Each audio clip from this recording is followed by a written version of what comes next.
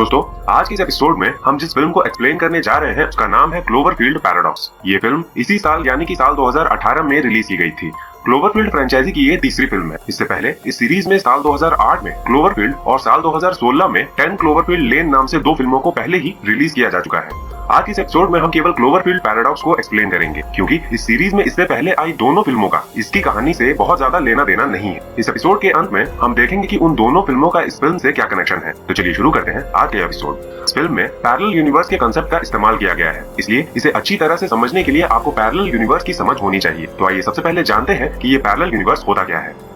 हम जिस ब्रह्मांड में रहते हैं उसे हम यूनिवर्स कहते हैं। इस यूनिवर्स वर्ड में यूनि का मतलब होता है एक, यानी कि हम हमेशा यही मानकर चलते हैं कि ये ब्रह्मांड केवल एक है। पर एक मल्टीवर्स नाम की थ्योरी भी है जो हमें बताती है कि हमारा ब्रह्मांड मात्र एक ब्रह्मांड नहीं है। इस सृष्टि में हमारे जैसे कई ब्रह्मांड मौजूद है, जिसमें हमारे ब्रह्मांड में मौजूद सभी चीजों का एग्जैक्ट कॉपी मौजूद है। उदाहरण के तौर पर अगर इस ब्रह्मांड में पृथ्वी है तो दूसरे अन्य ब्रह्मांडों में भी बिल्कुल यही पृथ्वी होगी। अगर इस पृथ्वी पर भारत नाम का देश है तो दूसरे ब्रह्मांडों में भी बिल्कुल यही भारत देश होगा, और वो भी बिल्कुल उसी स्थान पर जहाँ ये हमारी पृथ्वी पर है। यानी कि हर ऐसी चीज जो इस ब्रह्मांड में मौजूद है उसका एक परफेक्ट कॉपी दूसरे अन्य ब्रह्मांडों में मौजूद होगा, यहाँ तक कि आपका भी। जी हाँ, इस पृथ्वी पर मौजूद हर इंसान का भी एक परफेक्ट कॉपी दूसरे ब्रह्मांड में मौजूद होगा।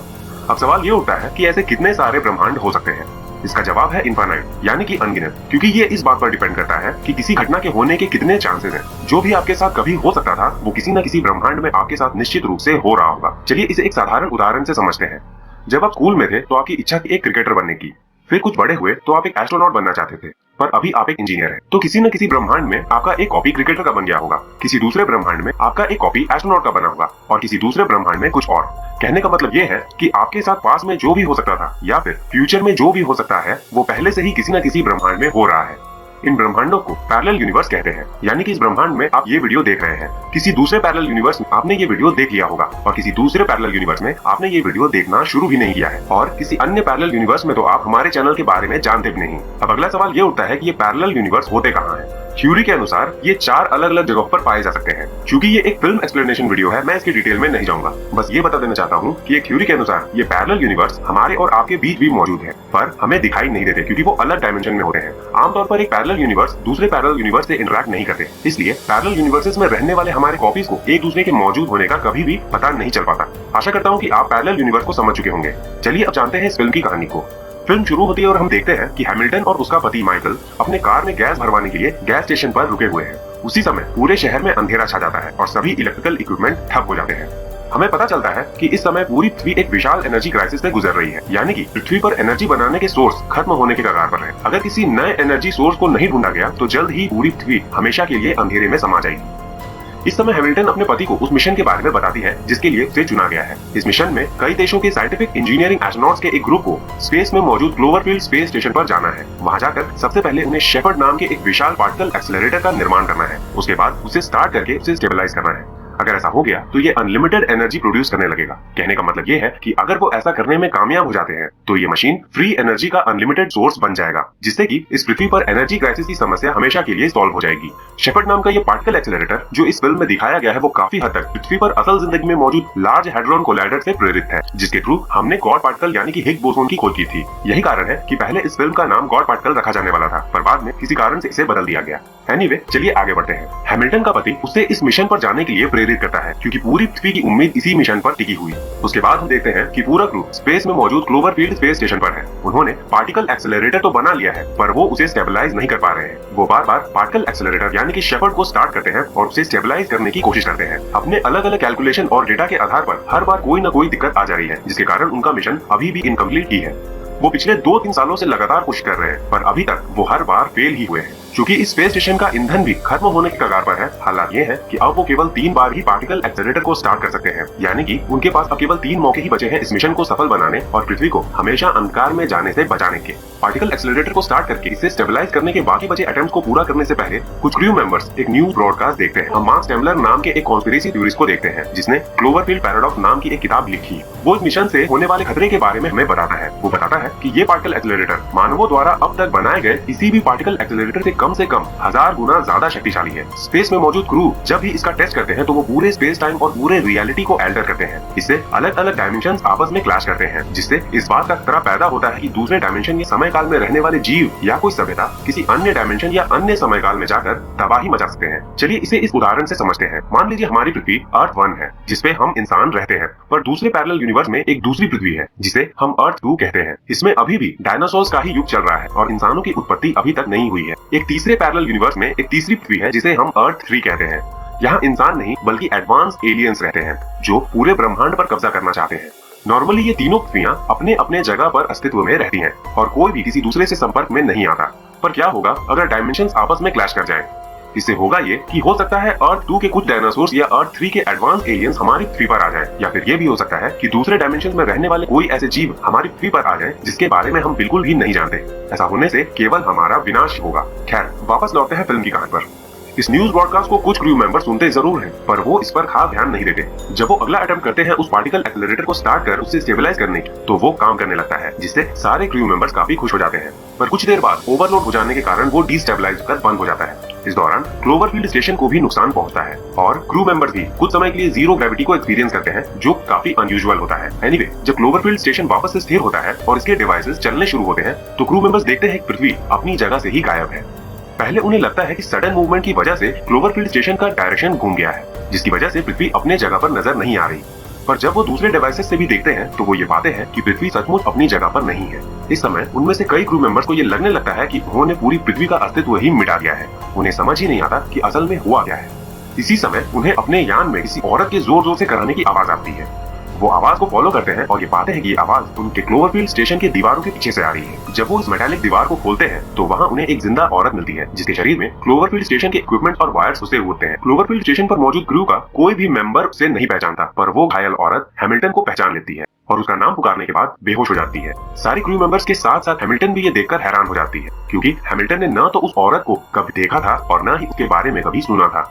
सारे क्रू मेंबर्स के दिमाग में यही सवाल उठता है कि ये औरत आखिर है कौन और ये क्लोवरफील्ड स्टेशन के दीवार में कैसे पहुंची, और सबसे महत्वपूर्ण ये कि वो हैमिल्टन को कैसे जानती। फिल्म थोड़ी और आगे बढ़ती है तो सब कुछ क्लियर हो जाता है। दरअसल क्लोवरफील्ड स्टेशन और उसके क्रू मेंबर्स अभी जिस यूनिवर्स में हैं, वो उनका अपना पहले वाला यूनिवर्स नहीं है। आपको याद होगा वो न्यूज ब्रॉडकास्ट जिसमें मार्क चैम्बलर ने ये कहा था कि ये पार्टिकल एक्सेलरेटर रियलिटी को अल्टर करेगा तथा इससे डायमेंशंस आपस में क्लैश होंगे। उसने जो कहा था यहाँ बिल्कुल वही हुआ है। जब क्रू मेंबर्स ने पार्टिकल एक्सेलरेटर को उसके फुल पोटेंशियल पर चलाया तो रियलिटी अल्टर हुई और डायमेंशंस आपस में क्लैश कर गए, जिसके कारण पूरा क्लोवरफील्ड स्टेशन ही एक दूसरे पैरेलल यूनिवर्स में पहुंच गया है। जैसा कि मैं पहले ही बता चुका हूँ, हर पैरेलल यूनिवर्स में हर वस्तु का एक एग्जैक्ट कॉपी मौजूद होता है, यानी कि जिस पैरेलल यूनिवर्स में क्रू मेंबर्स अब आ गए हैं उसमें भी एक पृथ्वी है और इन सभी लोगों के एक कॉपीज भी इसमें मौजूद पृथ्वी पर मौजूद है। आइए बात कर लेते हैं उस औरत की जो क्रू मेंबर्स को घायल अवस्था में मिली है। इसका नाम है जेनसन और ये इस पैरेलल यूनिवर्स में मौजूद पृथ्वी पर रहती थी। कंफ्यूजन को दूर करने के लिए पहले वाले यूनिवर्स को यूनिवर्स ए मान लेते हैं और जिस यूनिवर्स में क्रू मेंबर्स अभी मौजूद हैं उसे यूनिवर्स बी मान लेते हैं। उसी तरह पहले वाली पृथ्वी को अर्थ ए और अभी वाली अर्थ को अर्थ बी मान लेते हैं। जेनसन अर्थ बी पर रहती थी जहां हैमिल्टन उसकी दोस्त है। अर्थ एक तरह ही अर्थ बी पर भी पावर क्राइसिस वाली समस्या है और यहाँ भी क्लोवरफील्ड स्टेशन पर कुछ लोगों को भेजा गया था पार्टिकल एक्सेलरेटर को तैयार करने के लिए, पर यहाँ मिशन पर हैमिल्टन को नहीं बल्कि उसकी दोस्त जेनसन को भेजा गया था। यानी कि यूनिवर्स बी में हैमिल्टन अभी भी पृथ्वी पर ही अपनी फैमिली के साथ मौजूद है। यूनिवर्स बी वाला क्लोवरफील्ड स्टेशन क्रैश होकर अर्थ बी के समुद्र में गिर चुका है और जेनसन को छोड़कर क्रू के बाकी मेंबर मारे जा चुके हैं। जब यूनिवर्स ए में क्रू मेंबर्स ने पार्टिकल एक्सेलरेटर को चलाया, डायमेंशन क्लैश होने की वजह से वो यूनिवर्स बी में पहुंच गए और जेनसन किसी तरह टेलीपोर्ट होकर उनके यान में पहुंच गए। यही कारण है कि जेनसन इन क्रू मेंबर्स को क्लोवरफील्ड स्टेशन के दीवार में मिली, जहां उसकी बॉडी के अंदर तार और पाइप सुते हुए थे। जब जेनसन ने अर्थ ए वाली हैमिल्टन को देखा तो उसे लगा कि ये अर्थ बी वाली की दोस्त हैमिल्टन है। यही कारण है कि उसने उस समय इसका नाम पुकारा था। अब अगला सवाल ये उठता है कि यूनिवर्स बी वाला क्लोवरफील्ड स्टेशन कैसे क्रैश हो और इस समय अर्थ बी पर कैसे माहौल है। जेनसन के जरिए हमें ये पता चलता है कि इसका कारण श्मिट था। यूनिवर्स बी वाले क्लोवरफील्ड स्टेशन में वो एक ट्रेटर था जो कि जर्मन सरकार के लिए काम कर रहा था और शुरू से ही उसका मकसद था इस मिशन को बर्बाद करना। उसने ही सबको धोखा दिया, जिसके कारण उनका मिशन फेल हो गया और उनका क्लोवरफील्ड स्टेशन क्रैश होकर अर्थ बी के समुद्र में जा गिरा। यही कारण था कि जब जेनसन स्वस्थ होती है तो वो यूनिवर्स ए वाले क्रू को ये बताती है कि श्मिट जर्मन सरकार के लिए काम करता है। ये सुनकर सारे क्रू मेंबर्स श्मिट पर शक भी करने लगते हैं, जबकि असल में वो एक अच्छा इंसान होता है और यूनिवर्स ए में न तो वो जर्मन सरकार के लिए काम कर रहा होता है और न ही इस मिशन को बर्बाद करने से उसका कोई लेना देना होता है। अगर अर्थ बी पर इस समय के माहौल की बात करें तो हमें ये पता चलता है कि क्लोवरफील्ड स्टेशन के क्रैश होकर समुद्र में गिर जाने के बाद सभी देशों में बाकी बचे एनर्जी सोर्स को हथियाने के लिए तीसरा विश्व युद्ध होने की कगार पर है। अर्थ ए और अर्थ बी के बीच में एक मेजर डिफरेंस है जिसे डिस्कस करना बेहद जरूरी है क्योंकि ये हैमिल्टन से संबंधित है। अर्थ ए में हैमिल्टन के बच्चे की अपनी गलती के कारण पहले ही मारे जा चुके हैं क्योंकि उसने एक फॉल्टी पावर जनरेटर खरीदा था जिसके कारण उसके पूरे घर में आग लग गई थी और उसके बच्चे उसमें जलकर मर गए थे। ये भी एक बड़ा कारण था उसका क्लोवरफील्ड स्टेशन के मिशन में आने का क्योंकि वो इस निराशा से बाहर निकलना चाहती थी। वहीं अगर अर्थ बी की बात करें तो यहाँ हैमिल्टन के बच्चे अभी भी जीवित हैं और पूरा परिवार हंसी खुशी से अपना जीवन बिता रहा है। यही कारण है कि यूनिवर्स बी में हैमिल्टन क्लोवरफील्ड स्टेशन के मिशन में नहीं गई जिसके कारण उसकी जगह जेनसन को उस मिशन पर भेजा गया था। एनीवे, इस फिल्म में हम कुछ अजीब चीजें होते हुए भी देखते हैं जिनका कोई साइंटिफिक एक्सप्लेनेशन नहीं है, पर फिर भी मैं इन्हें एक्सप्लेन करने की कोशिश करता हूँ। जब क्लोवरफील्ड स्टेशन यूनिवर्स बी में पहुंच जाने के बाद स्थिर होता है उसके बाद हम देखते हैं कि वोल्कोव के शरीर के अंदर वर्म्स भर गए हैं जिसके कारण अंत वो मर भी जाता है। यहाँ सवाल ये उठता है कि ये वर्म्स आए कहां से और उसके शरीर में कैसे पहुंच गए। इसका उत्तर ये है कि वो वर्म पहले से ही मौजूद थे क्लोवरफील्ड स्टेशन में। दरअसल उन्हें क्रू मेंबर्स ही वहां लेकर गए थे कुछ एक्सपेरिमेंट्स करने के लिए। जब पार्टिकल एक्सेलरेटर चालू हुआ तो क्लोवरफील्ड स्टेशन दूसरे यूनिवर्स यानी कि यूनिवर्स बी में पहुंचा। उस समय वो वर्म्स भी टेलीपोर्ट होकर वोल्कोव के शरीर के अंदर चले गए, ठीक उसी तरह जैसे जेनसन अपने यान से टेलीपोर्ट होकर क्लोवरफील्ड स्टेशन की दीवारों में घुस गई थी। एक और अनयूजुअल बिहेवियर हमें उस समय देखने को मिलता है जब हम देखते हैं कि क्लोवरफील्ड स्टेशन की दीवार मंडी के हाथ को खींच लेती, पर उसे बिल्कुल भी दर्द नहीं था। बाद में यही हाथ एक सेपरेट कॉन्शियस एंटिटी की तरह बर्ताव करता है और पूरे क्रू को लिखकर ये बताता है कि उसका खोया हुआ गाइडस को वोल्कोव के पेट में है, जिसके बाद वो उसे उसके पेट से बाहर निकालते हैं और उसकी मदद से उन्हें अर्थ बी के बारे में पता चलता है और वो उसे देख पाते हैं तथा वहाँ चल रहे न्यूज टेलीकास्ट को भी एक्सेस कर पाते हैं। इसका बिल्कुल भी कोई एक्सप्लेनेशन नहीं है कि वो हाथ सेपरेट लिविंग एंटिटी की तरह काम कैसे कर रहा था। मे भी इसका कारण ये था कि पार्टिकल एक्सेलरेटर ने पूरी रियलिटी को ही शैटर कर दिया था जिसके कारण यूनिवर्स फिर से सब कुछ सही करने की कोशिश कर रहा था। शायद यही कारण है कि फिल्म में हम आगे भी कुछ क्रू मेंबर्स को अजीबोगरीब तरीके से मरते हुए देखते हैं जिसका कोई प्लॉजिबल एक्सप्लेनेशन नजर नहीं आता। खैर, आइए अब इस फिल्म की कहानी में आगे बढ़ते हैं। जैसे ही पूरे क्रू को ये पता चलता है कि वो दूसरे यूनिवर्स में, वो ये समझ जाते हैं कि अपने यूनिवर्स में वापस जाने के लिए अपने पार्टिकल एक्सेलरेटर को एक बार फिर से स्टार्ट करना पड़ेगा। पर यहाँ परेशानी ये थी कि यूनिवर्स ए से यूनिवर्स बी में आने के दौरान उसमें कुछ दिक्कत आ गई थी जिसके कारण वो स्टार्ट नहीं हो रहा था। काफी मशक्कत करने के बाद डैन को ये पता चलता है कि पार्टिकल एक्सेलरेटर में कंडेंसेशन के कारण दिक्कत आ रही है। एक बार फिर हम देखते हैं कि वो अजीबोगरीब तरीके से मर जाती है क्योंकि उसके कमरे में पानी भर जाता है जिसके प्रेशर के कारण यान का कांच टूट जाता है और वो स्पेस में ही चली जाती है। यहाँ भी ऐसा होने के पीछे कोई कारण नजर नहीं आता सिवाय इसके यूनिवर्स फिर से सब कुछ पहले जैसा करने की कोशिश कर रहा था। एनीवे, क्रू मेंबर्स ये पता लगा लेते हैं कि पार्टिकल एक्सेलरेटर में क्या दिक्कत आ रही है और वो ये फैसला करते हैं कि इस यूनिवर्स से जाने से पहले वो अनलिमिटेड एनर्जी बनाने का फॉर्मूला जेनसन को दे देंगे जिसके इस्तेमाल से उसकी फी भी बच जाएगी। पर जेनसन के अपने कुछ अलग ही प्लान होते हैं। उसका ये मानना होता है कि अगर फॉर्मूला मिल भी गया तो एक बार फिर से सब कुछ बनाने में काफी वक्त लग जाएगा, इसलिए वो प्लान बनाती कि हैमिल्टन को छोड़कर क्रू के बाकी बचे मेंबर्स को मार देगी तथा पूरे क्लोवरफील्ड स्टेशन को हथिया लेगी जिससे उसकी पृथ्वी पर एनर्जी क्राइसिस भी खत्म हो जाएगा और तीसरे विश्व युद्ध होने की संभावना भी जो शुरू होने के कगार पर था। क्योंकि यूनिवर्स ए में हैमिल्टन की अपनी गलती के कारण उसके बच्चों की जान गई थी, जब यूनिवर्स बी में वो अपने बच्चों को वापस जिंदा देखती है तो खुद को संभाल नहीं पाती और ये डिसाइड करती कि वो अर्थ बी पर ही रुक जाएगी क्योंकि यहाँ वो अपने बच्चों से वापस मिल पाएगी। यहाँ वो ये भूल जाती है कि उसकी खुद एक कॉपी यानी कि दूसरी हैमिल्टन पहले से ही मौजूद है। उसके बाद की कहानी एकदम आसान है। जेनसन बाकी बचे क्रू मेंबर्स को मारना शुरू करती और लगभग सबको मार ही चुकी होती कि हैमिल्टन वापस आती है और जेनसन को मार देती है। वो अर्थ बी पर अनलिमिटेड एनर्जी बनाने का फॉर्मूला भेज देती है जिससे वो एनर्जी क्राइसिस की समस्या से बाहर निकल पाए। साथ ही साथ वो अर्थ बी पर मौजूद अपने कॉपी को अपना मैसेज भेजती है जिसमें वो उसे उस जनरेटर से दूर रहने के लिए कहती है जिससे अर्थ ए पर उसकी बच्चों की जान गई थी। उसके बाद हैमिल्टन और श्मिट मिलकर सब गलतियां फिक्स करते हैं और पार्टिकल एक्सेलरेटर को स्टार्ट करते हैं। पार्टिकल एक्सेलरेटर स्टार्ट होता है और वो एक बार फिर से वापस अपने यूनिवर्स में पहुंच जाते हैं। वो खुश हो जाते हैं जब पृथ्वी को वापस अपनी जगह पर देखते हैं। वो पृथ्वी पर मौजूद साइंटिस्ट से कांटेक्ट करते हैं और उन्हें ये बताते हैं कि पार्टिकल एक्सेलरेटर यानी कि शेपर्ड बिल्कुल सही तरीके से काम कर रहा है। ये सुनकर पृथ्वी पर मौजूद साइंटिस्ट काफी खुश होते हैं तो उन्हें मुबारकबाद देते हैं। उसके बाद हैमिल्टन और श्मिट एक पॉड लेकर पृथ्वी पर वापस लौटने के लिए निकल पड़ते हैं। इसके बाद हम हैमिल्टन के पति माइकल को ये कहते देखते हैं कि क्या तुम्हें नहीं पता कि पृथ्वी पर क्या हो रहा है? तुमने उन्हें पृथ्वी पर आने से मना क्यों नहीं किया? इससे पहले कि हम ये समझ पाएं कि वो किस बारे में बात कर रहे हैं, हमें एक विशाल प्राणी नजर आता है जो बादलों से भी ऊंचा है। वो जोर से गुर्राता है और फिल्म खत्म हो जाती है। यानी कि ये प्राणी अकेले या फिर अपने दूसरे साथियों के साथ पृथ्वी पर आया हुआ है। अब आप ये सोच रहे होंगे कि पृथ्वी पर ये प्राणी कहां से आ गया। चलिए मैं समझता हूँ।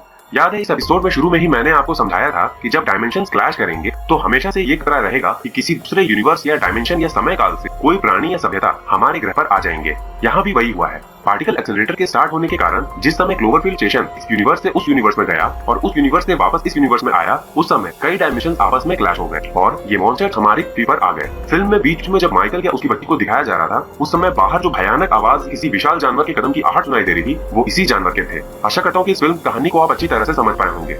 चलिए अब जान लेते हैं कि इससे पहले आई दोनों फिल्मों यानी कि क्लोवरफील्ड और 10 क्लोवरफील्ड लेन इस फिल्म से किस तरह से संबंधित है। दरअसल इन दोनों ही फिल्मों में जो भी दिखाया गया है वो दो अलग अलग पैरेलल यूनिवर्स के अलग अलग समयकाल में हुआ है, पर इन दोनों फिल्मों में जो मॉन्स्टर्स या एलियंस दिखाए गए हैं वो इस फिल्म में पार्टिकल एक्सेलरेटर के स्टार्ट होने के कारण ही उन पैरेलल यूनिवर्स में गए हैं। चलिए इसे अच्छे तरीके से समझते हैं। इस फिल्म में जैसे ही क्लोवरफील्ड स्टेशन में पार्टिकल एक्सेलरेटर फंक्शनल हुआ, इसने न सिर्फ रियलिटी को शैटर किया बल्कि इसके कारण कई डायमेंशंस भी एक दूसरे से क्लैश कर गए, जिसके कारण पैरेलल यूनिवर्स के कुछ लोग या जीव किसी दूसरे पैरेलल यूनिवर्स में चले गए। जैसे वो बड़ा मॉन्स्टर इस पृथ्वी पर आ गया, एक दूसरा मॉन्स्टर उस पृथ्वी पर चला गया जिसकी कहानी क्लोवरफील्ड नाम की फिल्म में दिखाई गई है, और एलियंस उस पृथ्वी पर चले गए जिसकी कहानी 10 क्लोवरफील्ड लेन की फिल्म में दिखाई गई है। अच्छी खबर यह है कि सीरीज का अगला पार्ट भी लगभग तैयार हो चुका है और कभी भी रिलीज किया जा सकता है। मैं उम्मीद करता हूँ कि ये वीडियो आपको पसंद आई होगी। आप इस वीडियो को लाइक एंड शेयर कीजिए और मुझे कमेंट बॉक्स में ये बताइए कि वीडियो आपको कैसी लगी, और ऐसे ही मोस्ट कंफ्यूजिंग मूवीज के एक्सप्लेनेशन से रिलेटेड वीडियोस को देखने के लिए इस चैनल को सब्सक्राइब कीजिए। फ्रेंड्स, आपका एक सब्सक्रिप्शन भी हमें मोटिवेशन देता है अगली वीडियो बनाने के लिए। And thanks for watching this video.